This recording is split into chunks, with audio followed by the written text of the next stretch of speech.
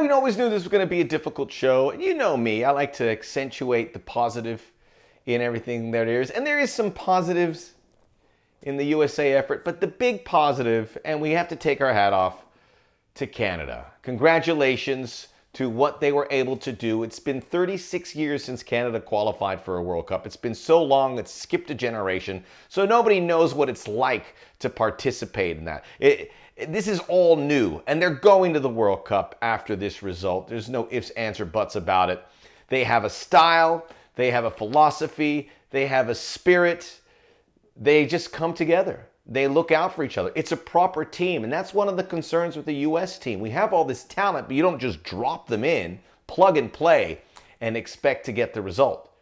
Sometimes the best players aren't always on the field. Sometimes you need a guy who are a specialist who can do something for you to bridge it all together, to be the glue, whatever it takes. And the U.S. has a long way to go with that. But for Canada, it's wonderful to think about these Canadian fans being able to go to Qatar, what that's going to look like, because it's all new. And you look at the great stories over World Cup qualifying all over the world, and Canada's right at the top. It has to be. Because there were times when they wouldn't even qualify for the hexagonal. They were off the radar. It wasn't like they came close in the World Cup. They were nowhere near it. And now, not only are they in the final phase, they're in first place. So good job. But we do have to talk about the United States here on the Soccer OG. It's a little bit muted because of the results. Check out the Soccer OG podcast. I will be joined by Christian Jack, who was feet on the ground in Hamilton, Ontario, covers the game for One Soccer. We'll get his thoughts on the Canadian effort. And he has some really interesting points about what the U.S. needs to do. And it's a list. It's not a super long list, but it's a list. And the United States have to learn from this. But he also touched on how this is a big deal for the U.S. because now you have a proper rival that you can go and play. Because getting good games for the U.S. is it's hard these days. With the Nations League, it's hard to get games, especially on the road. So that's a good one. Also want to let everyone know that on Wednesday, I will be at Tony P's in Marina del Rey, California, the Los Angeles area, the west side on Admiralty Way. If you're in the area, come on over. The live stream will start around 6:30. Come early to watch the USA game against Honduras. We'll have a good time. And grab yourself a nice meal, have a nice dinner, and maybe you pop up on the stream and we can be in celebratory mode. And yes, like and subscribe. The Soccer OG here.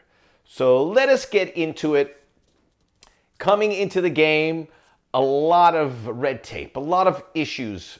The COVID situation took Tim Weah out, and we didn't know what the fan number would look like. It was very festive there, and the Canadian crowd was loud. The field was hard, artificial. It was slick. At one point, they were reporting that the field was only 68 yards wide. It was 70, still a very narrow playing surface.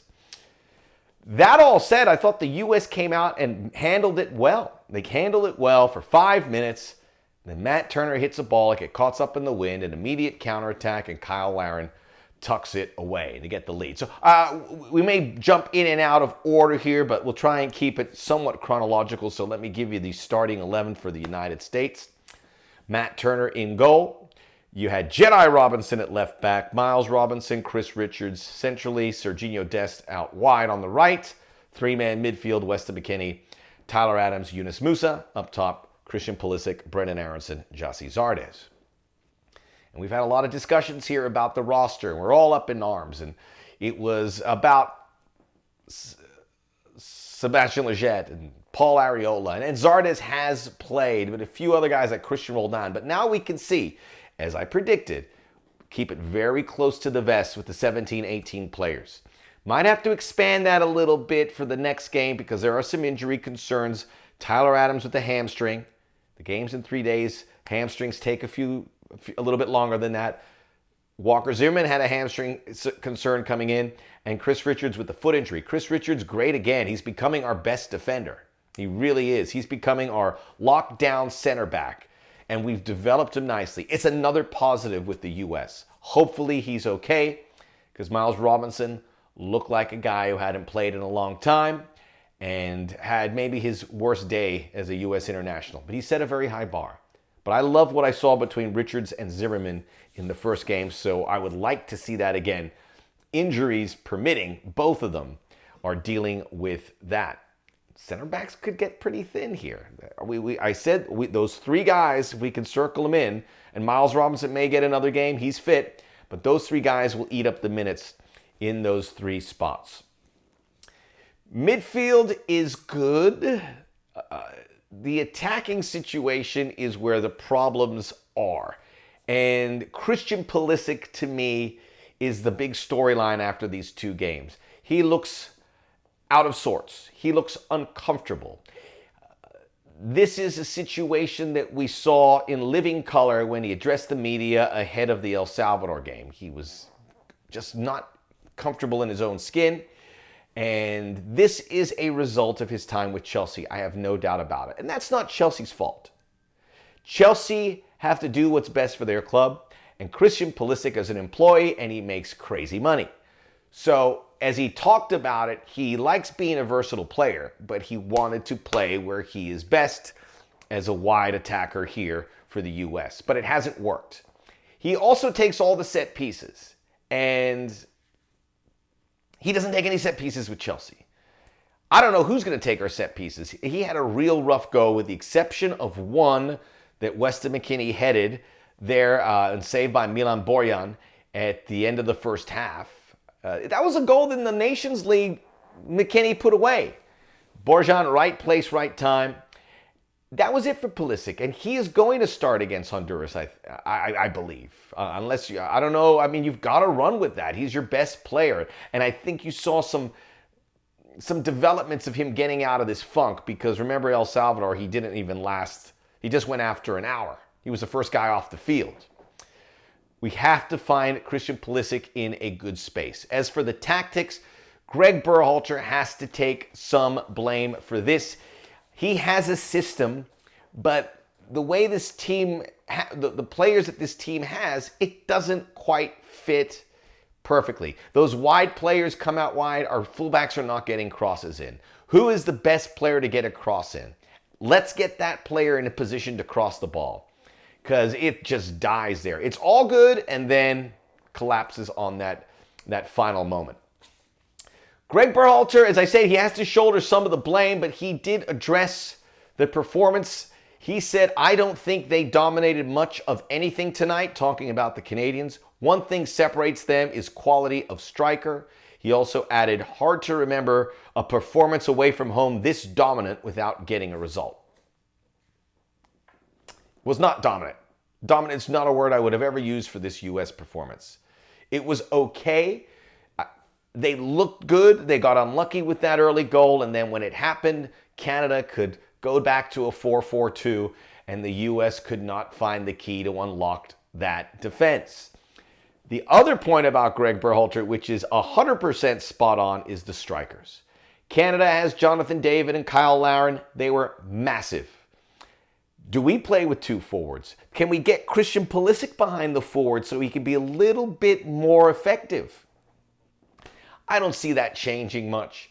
And the system that's in place has worked. But we have a real situation with goals in these last two games. We've had one goal, and we had to work really hard. Sorry about the we.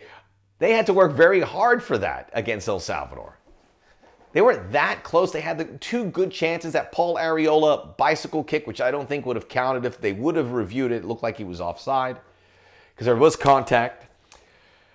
There weren't enough chances in that final third. You got to find the right guys to do it.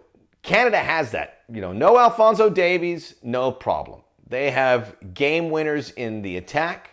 Tajon Buchanan is another.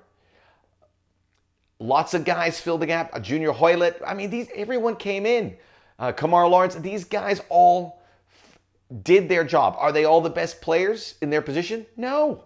A lot of MLS guys. MLS has gotten this stigma attached to it. And our US 11 had two MLS players, if you consider Matt Turner an Arsenal player, which he is. So we can't look at MLS. I told you this. It was going to be the European-based players. The European-based players have to figure this out. We can forgive them because they're young. But I think that's what Greg Berhalter wanted to do, bring them along as slow as possible. The problem for Berhalter is the experienced guys ahead of them aren't good enough. I agree with what everyone said. The Leggett and Zardes and Ariolas and Roldans. They're good players, but at this level, their value is experience and whatever intangibles they're able to bring into a locker room or into a game situation in a smaller role. It's these European star players that play for the big clubs like Chelsea and Juventus and Barcelona that have to find a way. But Greg Berhalter has to put them in that right position as well, and that has not happened. Now, I know we're all very disappointed. We all came into this window saying 9 points. Everyone was saying 9 points. This is massively disrespectful to Canada. Initially, I said 6 points. When Alphonso Davies was out, I said, okay, 7. Do we think we're going to go into this spot where Canada has it all figured out and win? I don't think that was ever on offer. Canada is Canada. They have been consistent. They beat Mexico and USA at home. They tie Mexico and USA away. They get results away time and time again. They have been a straight line through this qualifying. Nothing spectacular.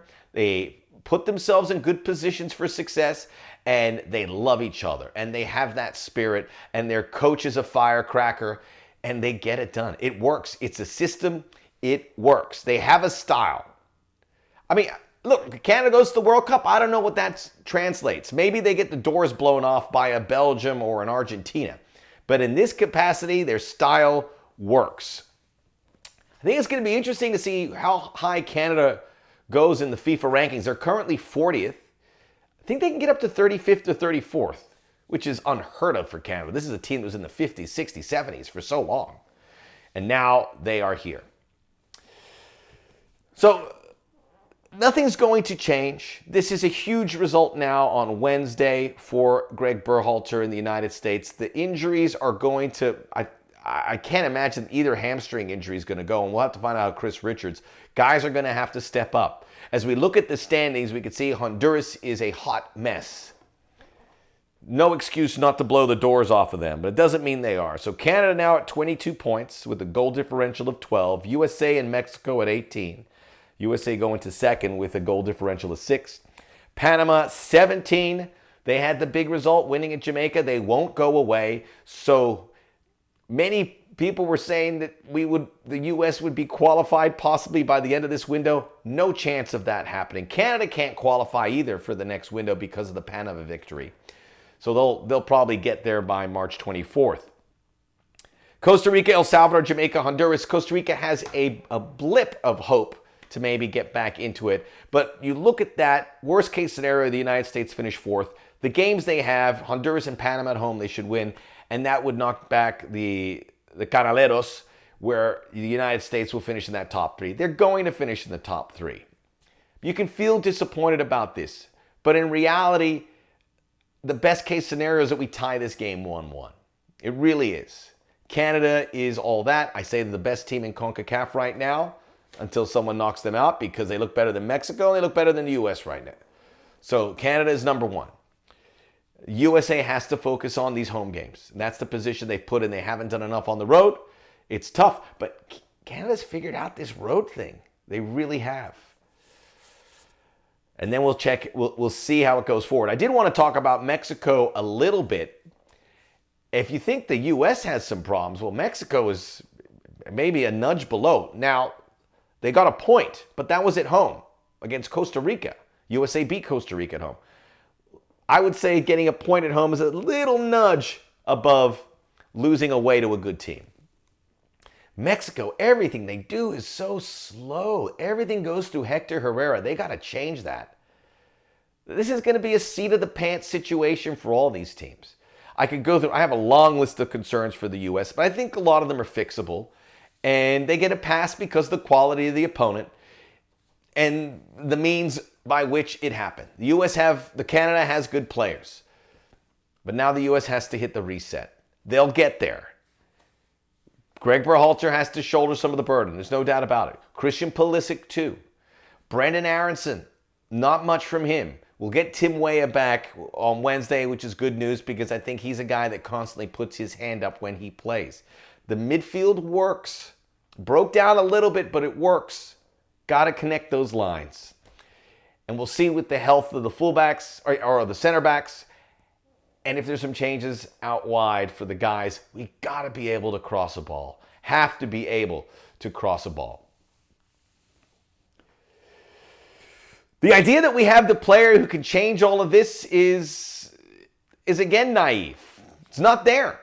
We do have Gio Reyna and Gianluca Busio and some other guys waiting in the wings, but we don't have that guy that can change all of that. These guys have to figure it out. Make sure you check out the Soccer OG podcast right now with Christian Jack, published and ready to go. If you can be in Tony P's and Marina Del Rey on Wednesday, I'll see you there. Please rate, review the podcast. Like and subscribe our YouTube show. I'll see you very soon. We're in this together.